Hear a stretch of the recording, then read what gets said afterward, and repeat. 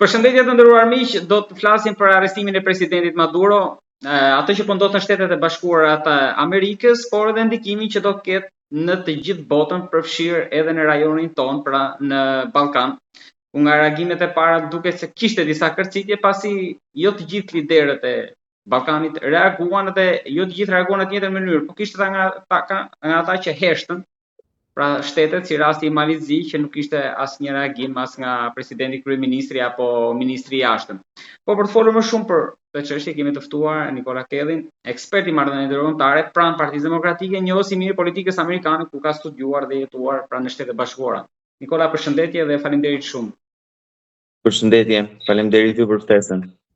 Faleminderit ju. Nikola, mendoni që kjo e gjitha mundet të jetë bërë thjesht për puset e naftës apo edhe për demokracinë, që mund të kenë shpresë edhe vendet e tjera? Sepse ndoshta ju rekujtoni më mirë Trumpin e para disa viteve, ku janë rikthyer tashmë deklaratat e tij për rastin e Irakut, ku tha që në momentin e pushtimit u bë gabim që nuk u morën dhe rezervat e naftës. Mos edhe në këtë rast kemi të bëjmë pra një lëvizje për puset e naftës, dhe në fundi Trumpi mund të bëjë marrëveshje me një tjetër diktator atje, vetëm për të marrë naftën, kështu që dhe vendet e tjera nuk kanë pse shpresojnë. A mund të eksportohet pra demokracia?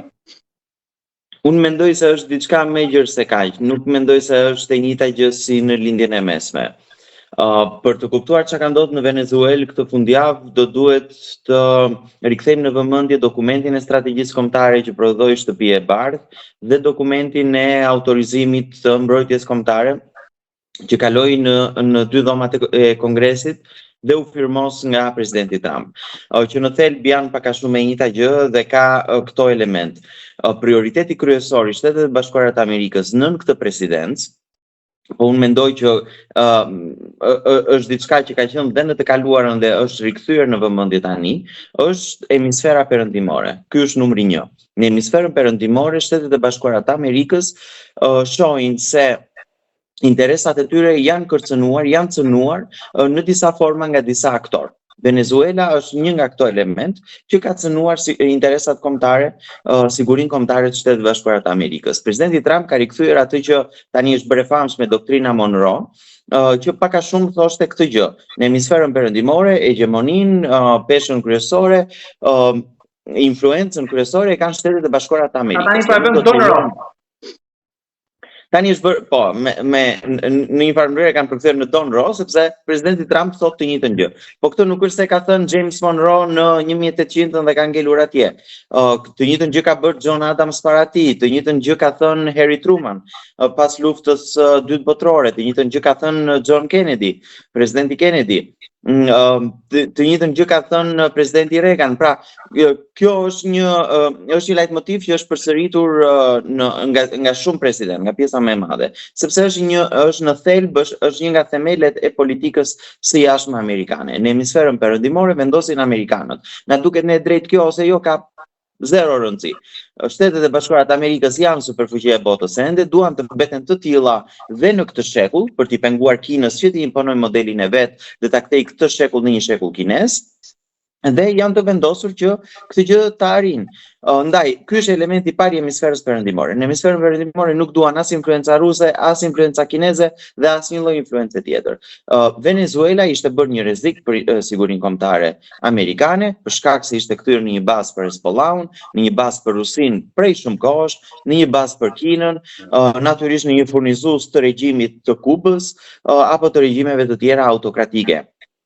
Financonte dhe Parti Komuniste në Europë.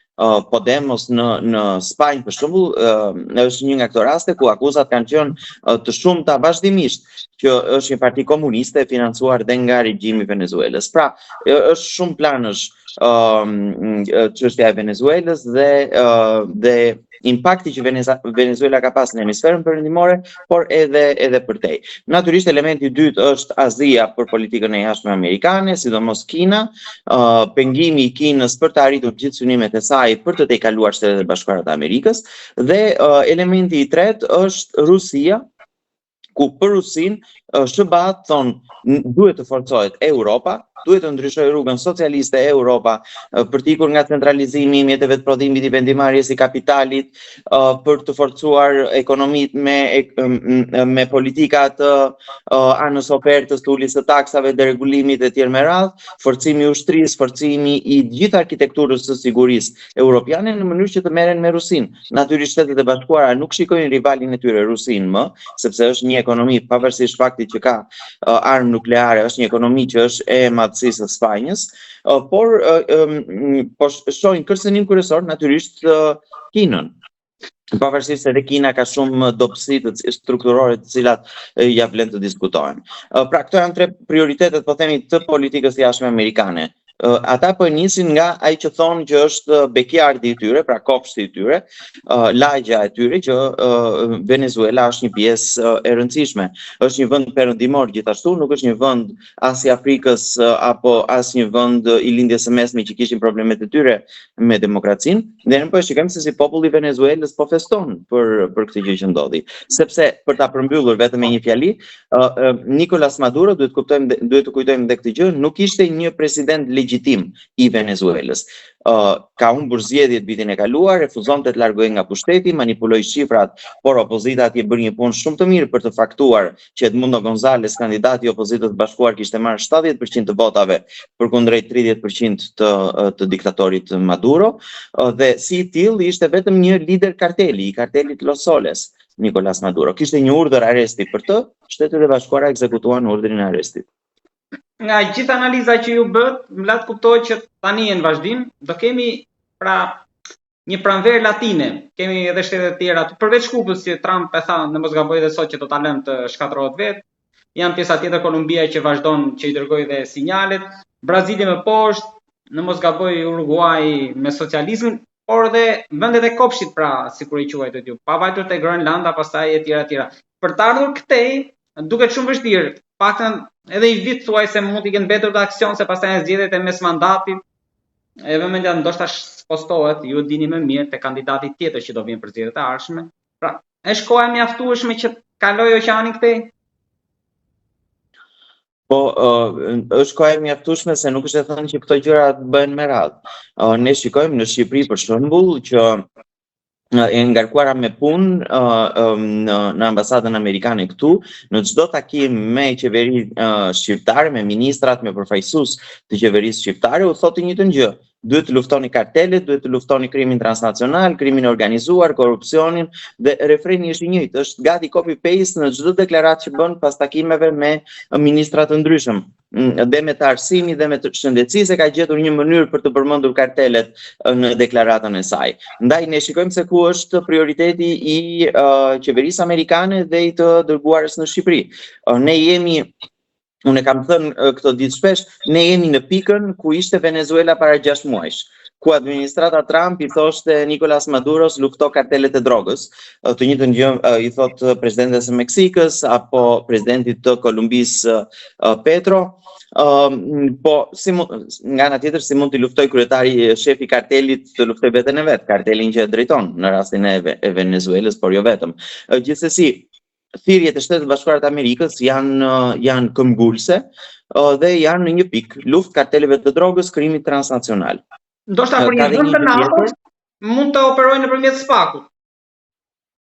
Po pa diskutim, format janë nga më të ndryshmet, po dua të evidentoj një gjë që ka kaluar pa vëmendjen e duhur, që ose jo në këtë këndvështrim të paktën, që vërtet kontinentit europian i thot që ti duhet të forcohesh, të zgjohesh e tjerë me radhë për të përballur rrezikun që vjen nga Rusia apo rreziqe të tjera, sepse duhet të funksionojnë dy shtyllat e Aleancës Euroatlantike, Shtetet e Bashkuara dhe kontinenti europian, natyrisht, por në dokumentin që ka kaluar në Kongres dhe është firmosur nga presidenti Trump për sigurinë kombëtare, Ballkani është seksion më vete.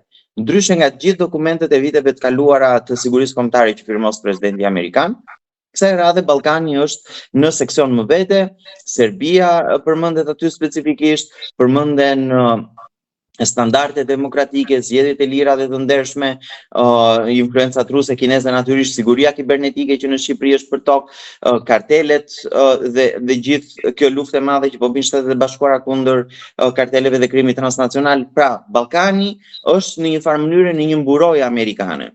Ndryshe nga pjesa tjetër e Europës që i flet si një adult në një farë mënyrë e Europës dhe i thot ti tani duhet të bësh pjesën tënde sepse i ke kapacitetet. Nuk mund të rish më me këto politikat gender, green etj me radhë, ndërkohë që ke një rrezik shumë të madh dhe jemi në një botë në tranzicion. Shtetet e Bashkuara kanë nevojë për një partner në kontinentin evropian.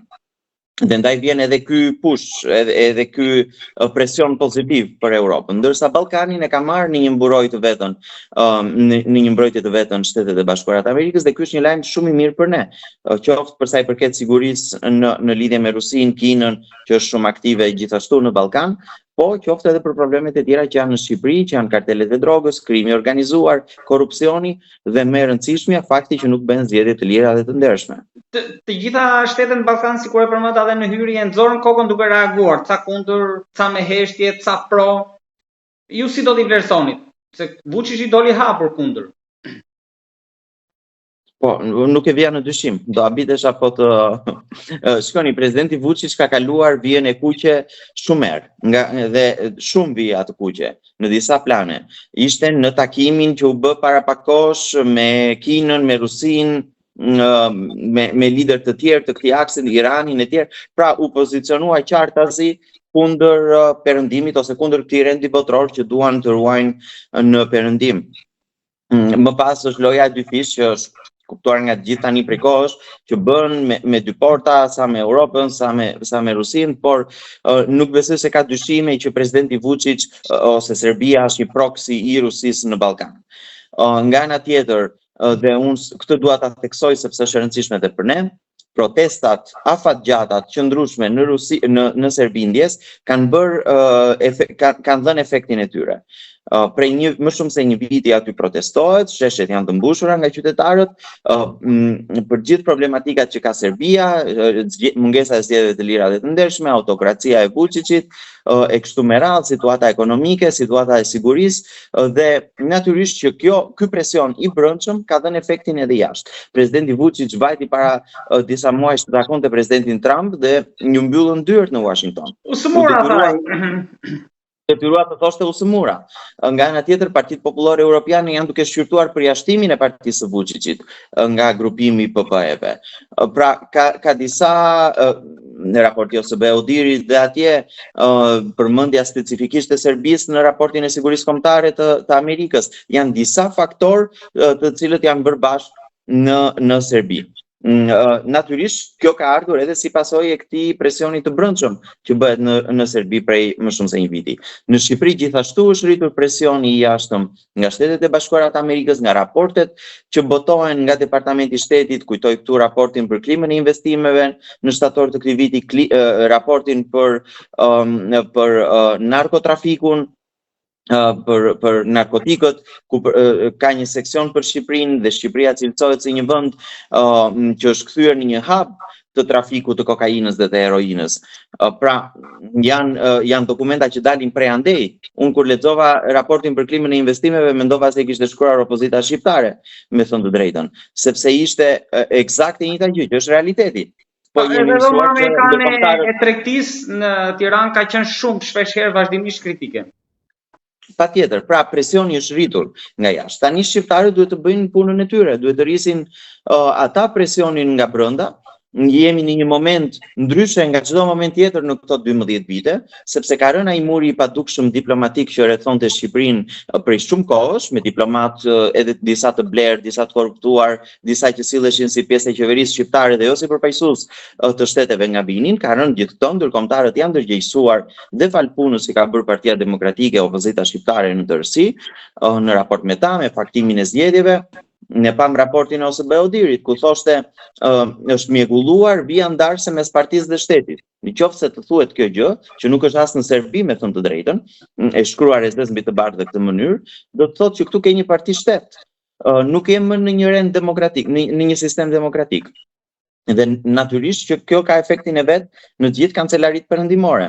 Në Shqipëri përmendej në raportin OSBE-Odirit e shkruar e Zeza mbi të bardhë, impakti i krimit të organizuar. Nuk është as në Serbi kjo fjali për krimin e organizuar. Përmendej Fieri, ku ishte drejtuese politike zëvendëskryeministre sot përballë drejtësisë, por natyrisht me imunitetin politik që i jep Partia Socialiste. Gjithë shteti thoshte u shkull nga Tirana dhe vajti në Fier të bënte fushat. Pra janë gjithë këto elemente të cilat e tregojnë ashtu si në Venezuelë para një viti që nuk ka zgjedhje të lira dhe të ndershme. Por Berisha ta thotë që shqiptarët duhet të bëjnë punën e tyre, të mbushin sheshet sepse presioni nga jashtë është duke ardhur ndryshe nga çdo moment tjetër dhe kjo duhet të shërbejë edhe si inkurajim për qytetarët shqiptarë dhe të friksuar, të trembur pa diskutim nga këto 12 vite që të ngrihen edhe të atë revoltën që e shpreh në kafenet, ta shpreh në bulevard aty ku vërtet ka rëndësi. Berisha ta thotë që nuk presin që të vinë forcat delta, por do të jetë opozita ajo që ta rrëzojë qeverinë. I kujtoj Ramës edhe dosjen me Gonigal që sipas tij është e hapur andaj. Kjo nuk besoj që do të thotë që për çdo hetim apo gjykim që mund të bësh edhe bashkëpura për çdo individ të vinë ta marrin në çdo vend. Nuk dërgon njeri helikopterët deri në Shqipëri. Në një vend antar të NATO-s edhe bie plotësisht dakord me zotin Berisha, e dëgjova dhe unë kur e tha, dhe unë jam tërësisht i bindur për këtë. Shqiptarët do duhet të ngrihen të mbushin bulevardin për veten e tyre, nëse duan një të ardhme më të mirë për ta quajtur Shqipërinë shtëpinë e tyre sërish, dhe duhet të bëjnë këtë presionin e brendshëm në mënyrë që të përputhet me presionin e jashtëm që është duke ndodhur faktikisht. Dhe vetëm në këtë mënyrë ndodh ndryshimi, jo për të për faktin që për të sjellë opozitën në pushtet, po për të risjellë një gjë që ka humbur këtë dekadën e fundit në Shqipëri, që janë garancimi i zgjedhjeve të lira dhe të ndershme. Ajo që kërkon opozita shqiptare dhe që unë mendoj është e drejtë dhe bien dakord pjesa më e madhe e shqiptarëve është një qeveri teknike që do të mundsojë këtë gjë. Do të mundsoj çlirimin e administratës nga presioni masiv që është. Ne jemi të vetëdijshëm se jetojmë këtu se si administrata është në presion për të dalë në takime elektorale, për të bërë lista votuesësh, për të gjetur nga jashtë votues për majorancën, se nuk besoj se majoranca ushtron presionin që ata të votojnë për opozitën. Për të çliruar nga ana tjetër shoqërinë shqiptare që është kriminalizuar në tërësinë e vet dhe që është nën presionin e krimit vazhdimisht, nga kartelet e drogës, nga gjithë këto grupet e krimit të organizuar. Këtë gjë duhet të bëjë qeveria teknike dhe të garantojë që shqiptarët të shkojnë dhe të votojnë të lirë. Më pas është hapi tjetër se për këtë do votojnë shqiptarët. Ajo është pjesë e fushatës elektorale. Unë natyrisht kam preferencën time si pjesë e opozitës që të fitoj Partia Demokratike. S'ka asnjë dyshim, sepse mendoj që i ka dhënë në të kaluarën Shqipërisë qeverinë më të mirë që ka pas ndonjëherë Shqipëria, me uljen e taksave, reforma energjetike, rrugët që u bën, futja në NATO, gjithë proceset për antarësimin në Bashkimin Evropian e kështu me radhë, por do ta vendosin shqiptarët të lirë se këtë duan që t'i qeverisi ata në një të ardhme. Që të arrijmë aty, duhet të bëjmë të gjithë këto hapat e tjerë, protestat e qëndrueshme dhe të vazhdueshme, qeveria teknike dhe më pas gjithë ky çlirim i shtetit shqiptar nga të gjithë këto probleme që përmenda më sipër. Edhe diçka të fundit kam se në mënyrë të drejtë për drejtë apo të tërthort janë 3 vendime që e kanë prekur edhe Shqipërinë në muajin e fundit, pra ose më saktë në javët e fundit nga Shtetet e Bashkuara. Ligjin që ju e përmendët në Senat apo Kongres që ka vëmendje për Ballkanin, pezullimi i lotarisë, por kjo ishte edhe për gjitha vendet e tjera, pas sulmit në universitet, por ndërkohë ne kishim dje edhe një postim, besoj ju e keni parë, të presidentit Trump për vendet, për familjet që ndodhen në Shtetet e Bashkuara nga vende të ndryshme të botës, nivelin e cilëve që mbështeten mendim ekonomik, edhe Shqipëria kishte gati 41.3%. Pra, çfarë do të thotë kjo edhe ndihmës ekonomike, se aksionin për emigrantët e kemi parë, e ka qenë edhe pjesë e fushatës, edhe e vendimeve që sapo erdhi presidenti. Po kjo e fundit tani po parlemëron diçka? Po nuk besoj, së pari për lotarinë sërish nuk na prek. Nuk është e përgjithshme lotarisë, por ne ishim aty. Po pra, është e përgjithshme. Dhe është kjo gjë edhe për ta kuptuar, domethënë presidenti Trump ose kjo administrata apo republikanët të djathtët në përgjithësi në 2 anët e Atlantikut nuk janë kundër emigracionit. Janë kundër emigracionit të jashtëligjshëm. emigracioni jashtëligjshëm me kufit e hapur ku kushdo mund të vinte nga çdo cep i botës, njëri me qëllime të mira apo të këqija, pjesë e grupeve kriminale apo qytetari thjesht që ikën nga vështirësitë ekonomike, luftrat e kështu me radhë, futeshin në Shtetet e Bashkuara të Amerikës apo dhe në kontinentin evropian. Tani, asnjë vend nuk funksionon pa kufi të mirë përcaktuar dhe me një farë kontrolli për ata që futen. Është shumë normale. Ne mbyllim derën me çelës natën, jo sepse jeni racist apo ksenofob ndaj komshinjve tan, por për shkak të sigurisë, sepse mund të jetë 1 në 10, 20 apo 1 në 100 njerëz të cilët mund të vinë dhe të bëjnë një dëm të caktuar. Kjo është logjika që funksionon sot në Shtetet e Bashkuara të Amerikës me kufi të kontrolluar. Për shkak se është bërë një problem shumë i madh në të kaluarën, për shkak të këtyre ekseseve të politikës migratore të qeverive të mëparshme, kryesisht të majta, Presidenti Trump dhe kjo administratë thotë që neve tani në këtë moment do duhet të bëjmë një review të gjithë situatës dhe gjithë politikave migratore që kemi, në mënyrë që të shikojmë si është situata, cilat politika bëjnë, cilat politika nuk bëjnë, dhe të vazhdojmë përpara me ato politika që bëjnë apo që i shërbejnë interesave të Shtetet Bashkuara të Amerikës, siç duhet funksionojë çdo shtet, çdo qeveri që duhet të vendosi interesat e vendit vet përpara. Për sa i përket shifrës me asistencë ekonomike, sërish nuk ishte se ishte vetëm për Shqipërinë. Ishte një listë gjatë e grupimeve të ndryshme, po themi jo që kanë lindur në Shtetet e Bashkuara të Amerikës, që janë bërë amerikanë më pas, të cilët marrin asistencë. Tani sërish kjo është në kuadër të kësaj logjike. Ka emigrant të jashtëligjshëm të cilët përfitojnë nga paratë e taksapaguesve amerikanë. Në mënyrë të jashtëligjshme, pra duke shkelur rregullat, po heq pjesën humanitare të cilët ata janë marrë, janë futur, janë lejuar të shkojnë në Shtetet e Bashkuara kështu me radhë. Ka që abuzojnë me këtë fakt. Kemi rastin e atyre që vinë nga Somalia në shtetin e Minnesotës, ku dëmi që i është bërë taksapaguesve amerikanë është me miliona me 10 miliona, 100 miliona dollar. Pra është një dëm i konsiderueshëm i këtyre parave të taksapaguesve që përfshihen më pas në skema mashtrimi apo skema abuzuese. Dhe ishte një rast konkret. Pra sërish këtu, për shkak të dështimeve të këtyre politikave apo të zbatimit të ligjit nga administrata të mëparshme amerikane, ka ardhur nevoja për të bërë një review, një rishikim të situatës se ku jemi me ndihmën që jepet, cilat janë grupet që marrin këtë ndihmë nga paratë e taksapaguesve amerikan, ku shkon kjo ndihmë e kështu me radhë për të parë ka abuzim apo s'ka abuzim. Dhe këtë duhet të bëjë çdo qeveri në çdo vend të botës. Ishte dosh që bëri Trump sapo erdhi me Elon Musk, të njëjtën gjë un kam thënë dhe më përpara që Partia Demokratike do të bëjë kur të vinë në pushtet, një departament ose një mekanizëm për të audituar shtetin shqiptar, si janë përdorur paratë e taksapaguesve shqiptar, deri ku ka shkuar abuzimi e kështu me radhë. Është gjëja më logjike që mund të bëjë çdo qeveri në çdo vend të botës. Nikola, faleminderit shumë për bisedën dhe të uroj një vit të mbar. Faleminderit ju, një vit të mbar për ju dhe të gjithë shikuesit tuaj dhe lexuesit. Faleminderit.